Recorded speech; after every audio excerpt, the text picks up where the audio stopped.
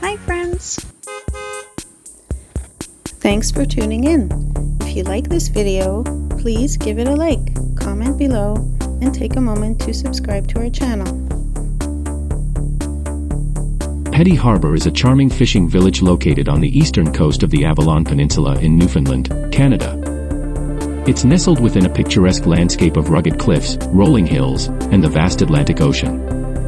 The community has a rich history deeply rooted in the fishing industry, with fishing being a primary source of livelihood for many residents over the centuries. The village maintains a quaint and traditional feel, with colorful houses lining the waterfront and fishing boats bobbing in the harbor.